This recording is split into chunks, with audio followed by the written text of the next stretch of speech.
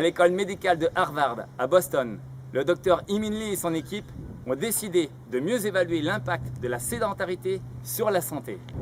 En effet, le risque de développer les maladies les plus fréquentes, non transmissibles, comme les maladies cardiovasculaires, le diabète de type 2, le cancer du sein et du côlon, est influencé par le degré d'activité physique. À titre d'exemple, je vais vous présenter un de mes clients, Jacques, âgé de 79 ans, rencontré à Cannes en mars 2015 et qui, en raison d'un diabète de type 2 mal équilibré, de longue durée et d'une inactivité physique pendant des dizaines d'années, a développé une neuropathie diabétique. Il s'agit d'une maladie du système nerveux causée par le diabète. En effet, l'hyperglycémie chronique entraîne la destruction de la myéline qui entoure les nerfs et qui a un rôle majeur dans la conduction de l'influx nerveux. Une trop grande quantité de sucre dans le sang finit par altérer, voire empêcher les conductions nerveuses. Chez ce patient, la neuropathie a touché plusieurs nerfs, principalement ceux destinés aux membres inférieurs. Regardez ce reportage qui vous présente quelques manifestations de cette maladie et des exercices que je lui fais faire pour retrouver plus d'équilibre, de souplesse, de force et de tonus. Ok, vous allez vous mettre en appui donc sur le pied droit. Ouais. Vous décollez le pied gauche légèrement du sol en gardant la jambe gauche tendue. Vous vous équilibrez avec vos deux bras en écartant les bras de près dans les mêmes angles. C'est très bien. Vous essayez progressivement de lâcher votre main gauche et au besoin, vous vous récupérez sur la cloison avec la main gauche et la main droite sur mon épaule. Ah bah oui, s'il y a deux points d'appui déjà, ça change. Éventuellement. Non, voilà. Oh merde. C'est bien. On change de côté, vous prenez appui cette fois-ci sur votre jambe gauche. Vous gardez les deux pieds très proches l'un de l'autre. Vous maintenez la jambe droite, gauche tendue. Et vous levez le pied droit, légèrement.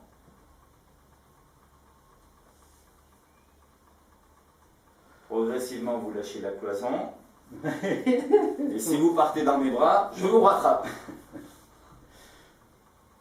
Restez bien droit, le dos droit. Oui, c'est très très bon. Allez, montez un petit peu le genou en l'air, côté droit. Décollez le pied droit complètement du sol. Très très bien. Lâchez la cloison. Hop là. C'est bien quand même, hein, c'est très bien. Très bien. L'exercice consiste à essayer de tendre les jambes, de les plier légèrement au départ et ensuite on les garde tendues pour sautiller sur place. Ah oui. Sur l'avant des pieds. Ok, voilà. Vous essayez de maintenir l'équilibre et vous sautillez sans faire de grands bonds, de multi-bonds. Oui, mais j'ai peur de ne pas retomber. J'entre en lévitation. Allez-y. Bon, c'est déjà beaucoup mieux que la semaine dernière, ça. Hein, c'est bien. Restez ici. Je n'arrive pas bien à le faire sur la pointe des pieds. Non, pas du tout sur la pointe des pieds. Ok. Ok. Allez, vous essayez de sauter sans envoyer les bras sur les côtés. On y va. Moi, j'ai une main en avant, une main en arrière. Ok. On recommence. J'ai compté une fois, j'ai arrivé jusqu'à 8. Bon. 8 bons. Ah oui, mais ça a eu lieu une fois. Hein. On va essayer. 1, 2, 3, 4, 5, 6, 7, 8. Pas mal. Ben, vous voyez, vous les refaites, les 8 bons. Ah oui, mais... C'est bien. Il faut essayer de tendre vos jambes et d'être en appui sur la pointe des pieds. Oui, mais... Hein? Et essayez d'éviter donc d'écraser vos talons sur le sol. On recommence, vous n'êtes pas obligé d'en faire 8. On y va. Je vous sécurise en avant et en arrière. Allez, quand vous voulez. Sur place, très bien, très bien, très bien. Ok.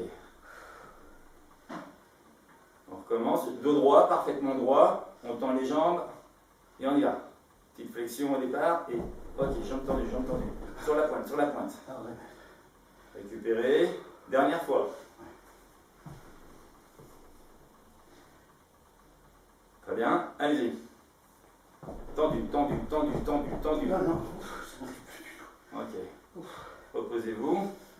Si vous voulez vous asseoir, si... Ah oui, je me sens. La neuropathie diabétique se manifestent différemment d'un cas à l'autre, selon que le système nerveux autonome, moteur ou sensoriel est touché. Les symptômes dépendent donc de la région atteinte et sont par conséquent extrêmement variables. Chez Jacques, nous retrouvons principalement des troubles de la sensibilité, avec diminution des sensations au niveau de la partie terminale de ses nerfs, au début de la plante du pied par exemple. Ces atteintes sont responsables de troubles de la marche par moins bonne qualité de la prise d'information. Nous retrouvons également une atteinte du nerf crural avec douleur et perte de la sensibilité de la cuisse. Nous retrouvons des troubles de l'adaptation du système cardiovasculaire avec une hypotension au passage à la position debout. Et enfin, nous retrouvons chez Jacques une perte d'équilibre importante. Donc je vous montre. Vous vous déplacez, pointe des pieds, pointe des pieds, pointe des pieds, pointe des pieds. En avant. Ok, moi je suis là. 1, 2, 3, 4. Ok, c'est bien. Ok. Stop. Ok. Vous avez votre buste qui est en train de fléchir en avant et les fesses qui reculent en arrière. Le buste fléchit, les fesses reculent. Ce que j'aimerais, c'est qu'on arrive à garder un dos droit, aligné avec ses jambes. Et qu'on se déplace sur la pointe des pieds, en verrouillant les genoux. Ah oui. Ils étaient pliés les genoux. Voilà. Or vous avez plutôt tendance à partir le buste en avant et les fessiers en arrière. Donc, jambes tendues, on y va. Droit, droit, droit. Pliez pas en avant. Pliez pas en avant. Ouais. Là. J'arrive pas du tout. Pliez pas en avant. Gardez le dos. En fait, c'est. Imaginez-vous que vous faites du surplace. Petit à petit. Ensuite, vous allez vous avancer. Par des toutes petites avancées. À vous de jouer. Pliez pas le buste. Partez sur place, sur place. Pliez pas le buste. Ok. Vous voulez vous asseoir? Non, non, c'est assis ou pas. Alors, on recommence. Dernière fois. La tête droite. Vous allez démarrer sur place. Et ensuite, vous allez avancer. Ouais, sur place. C'est bien. Continuez. Oui, mais... Plie pas le dos. Allez. Hop, hop, le dos en arrière, dos en arrière, dos en arrière, et on avance. Oui, c'est bien, c'était bien, c'était bien. Oui. Sur place. Et quand vous êtes bien équilibré, on avance. Ah oui, mais... C'est pas facile. Allez, sur place, on monte, on monte, on monte. Au plafond, au plafond, au plafond. C'est bien, oui, c'était bien. C'était bien ça. Ça va? On va faire un exercice, toujours de motricité. On va essayer de serrer les pieds, d'écarter les pieds. Serrer les pieds, écarter. On y va. Hop. Hop. Oh là là là. Allez, moi je reste un petit peu derrière, au cas où. Ouais, heureusement que je suis là, vous voyez. Allez. On écarte, on serre. On écarte, on serre. C'est un travail qui nécessite de l'équilibre, de la tonicité.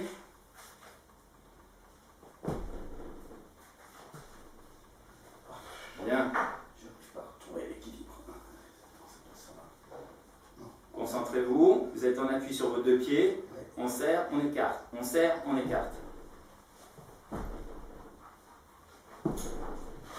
C'est bien, il faut essayer. Hein? C'est bien, allez, on reprend. Les jambes sont pas tendues.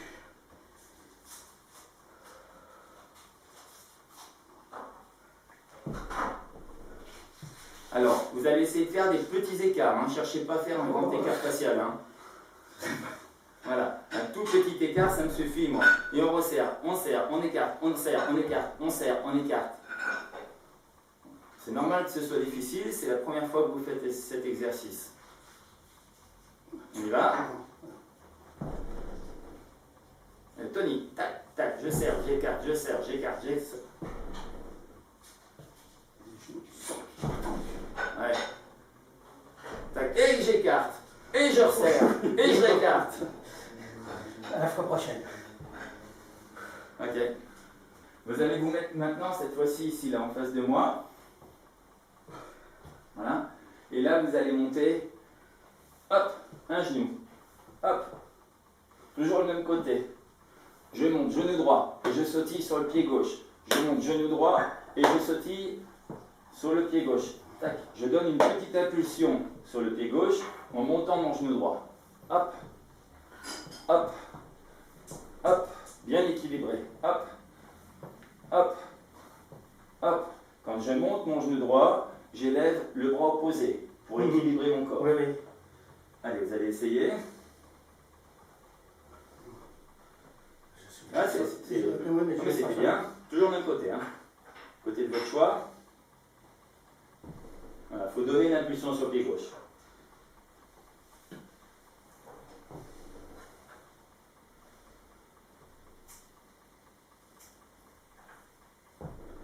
Voilà.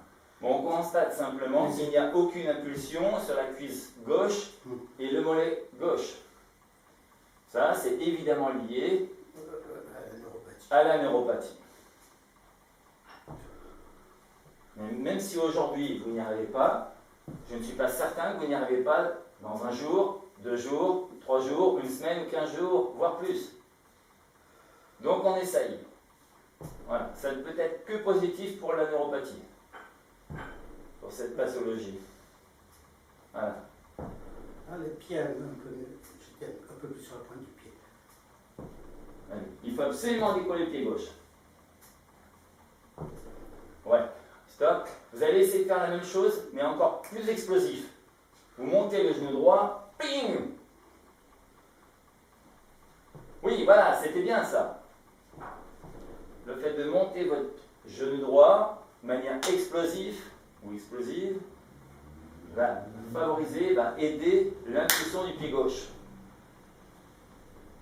Alors, ça ne sert à rien de monter les bras hein, jusqu'au plafond. Ce qu'il faut, c'est pousser sur la cuisse gauche. Là, ça commence à venir. Ouais, oui, vous voyez, Oui, ça commence à venir, vous le dites vous-même. oui, parce que je sens au niveau de la cuisse. Voilà. Donc ça demande de la coordination, de la précision et de la concentration. Je change de pied. Vous allez changer de côté, mais si vous avez besoin de récupérer, on fait une pause. Vous souhaitez faire une pause, vous asseoir? Oh, oui, je m'assois un peu. Ok. Voilà, vous allez effectuer le même travail du côté opposé. Ouais. J'ai les genoux tendus.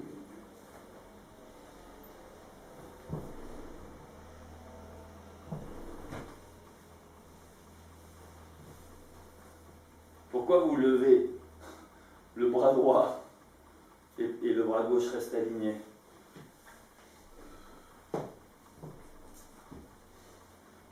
pied droit ne bouge pas du tout. Donc là, on constate, c'est la première fois que vous faites cet exercice, on constate que le pied droit, la cuisse droite, le mollet droit ne bougent pas du tout. Il n'y a donc pas de contraction musculaire, ou si peu, côté droit. Par contre, l'acte volontaire de la cuisse gauche est tout à fait positif.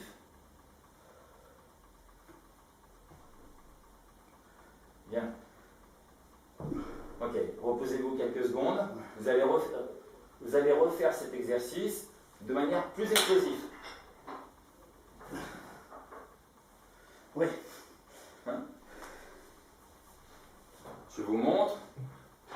Hop, hop, hop.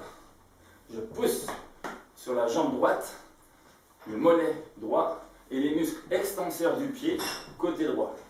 Et dans le même temps, j'élève le genou gauche en flexion sur le tronc. En ce qui concerne mes bras, il sert de balancier. Lorsque je monte le genou gauche, j'élève la main droite du côté opposé.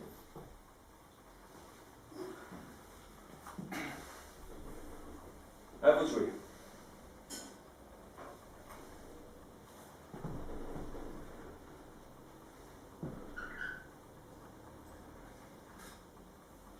Oula.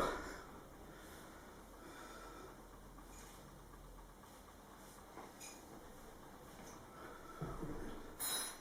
pas du tout d'équilibre.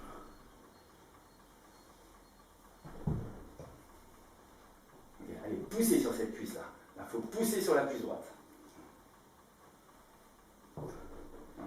La flexion volontaire de la cuisse droite sur le tronc est bonne.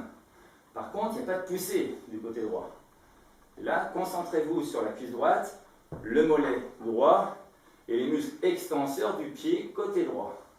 Le dessous du pied, la voûte plantaire, les muscles de la voûte plantaire sont très importants pour donner un impact, une explosivité sur la jambe droite. C'était pas si mal que ça. Allez, on monte ça vite, de manière vive. Oui, voilà, oui, ça commence à venir là. Le talon droit a décollé là. Là, non.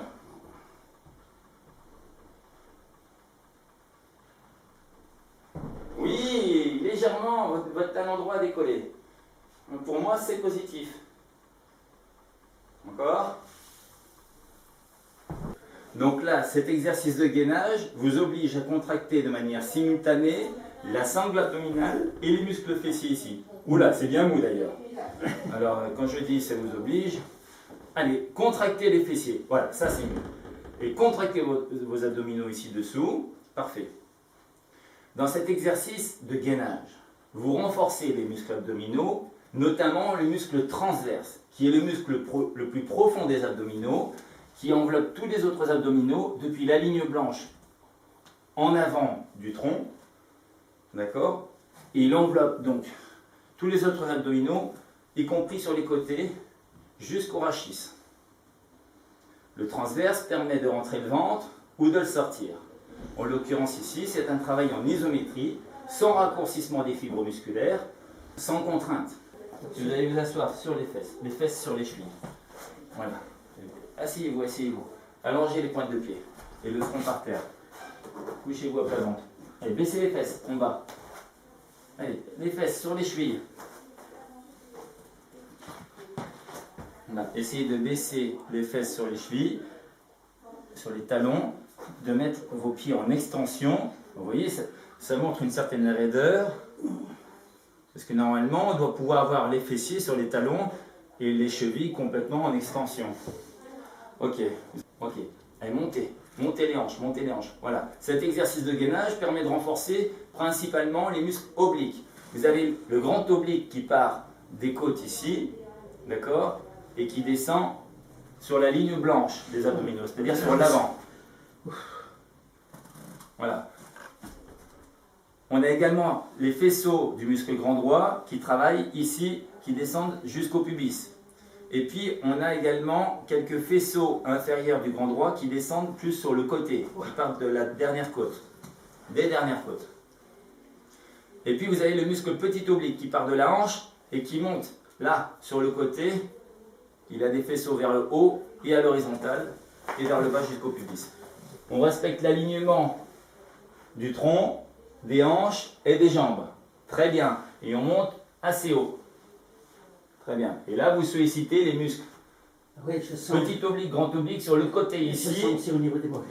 Et également en haut. Mais surtout sur la partie inférieure. Mettez-vous à plat dos. À plat dos. Je vais prendre un coussin. Je vais vous le donner. Vous avez un coussin, Allez-y.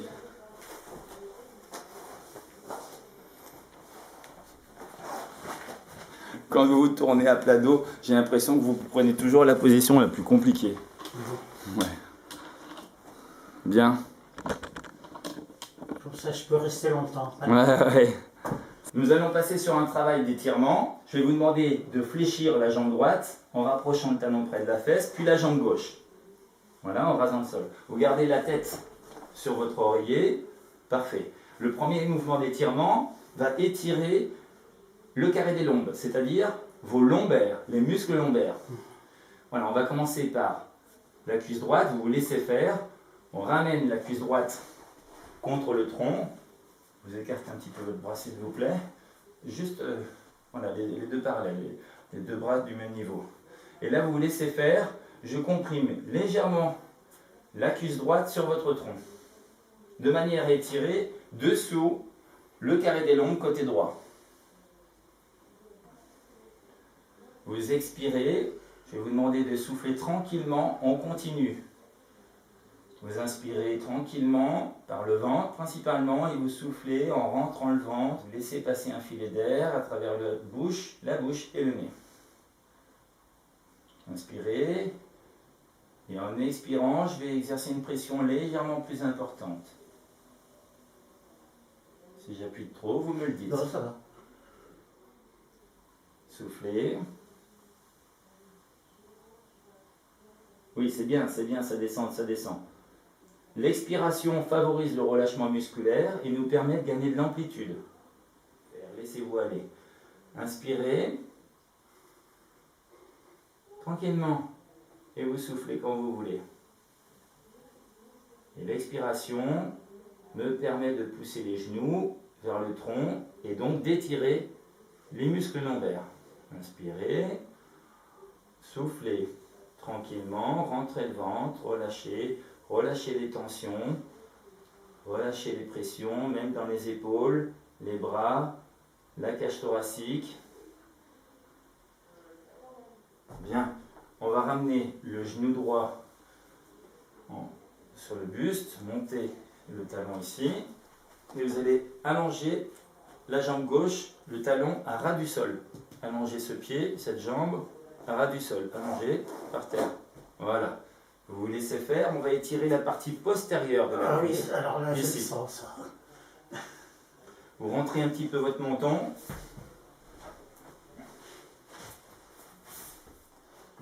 Et là, en poussant le talon et le genou sur le buste, on met en tension les muscles postérieurs de la cuisse. Et donc, on étire les fibres musculaires de ce groupe musculaire. Il est composé de 3 muscles.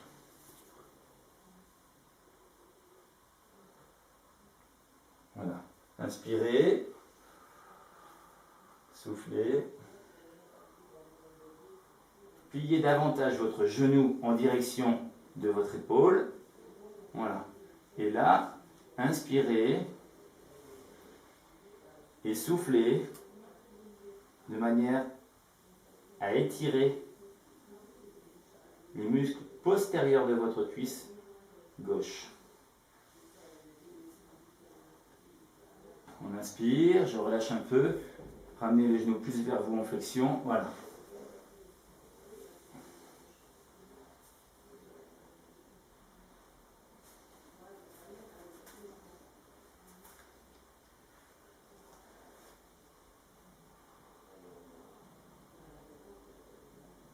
Très bien. Sur ce côté, on va maintenant effectuer une variante. On va, au préalable à l'étirement, effectuer une contraction des muscles ischio-jambiers situés en arrière de votre cuisse, suivi d'un relâchement et ensuite d'un étirement, avec mise en tension de ce muscle-là. Vous allez donc... Attends, oui, mais oui, concrètement, alors ça veut dire quoi? Vous allez donc pousser le talon côté gauche. Non, écoutez d'abord. Vous allez pousser le talon gauche vers le bas, contre ma main, vers le bas. Voilà. Ah oui. Et là, vous contractez parfaitement bien les muscles postérieurs de la cuisse, les ischio-jambiers. Donc là, je sens que vous poussez très fortement grâce à ces muscles-là. Pendant une dizaine de secondes, je résiste parce que c'est le coach qui travaille. Oh. C'est pas son élève. Oui. Maintenant, vous relâchez. 1 à 2 secondes, relâchez complètement. Et moi, je pousse pour mettre en tension et donc en étirement complet les ischio-jambiers. Et vous le sentez parfaitement.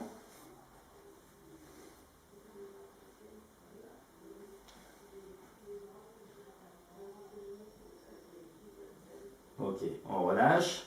Si vous aussi, vous souffrez de diabète ou de maladies liées au diabète, associées à une inactivité physique, alors il est grand temps de vous y mettre pour retrouver une hygiène sportive. Vos progrès et vos résultats vous surprendront. Ainsi, vous pourrez probablement stabiliser l'évolution de votre maladie et empêcher son aggravation. Pour cela, consultez mon site web coach-multisport.com ou me téléphonez au 06 72 85 82 96. À bientôt.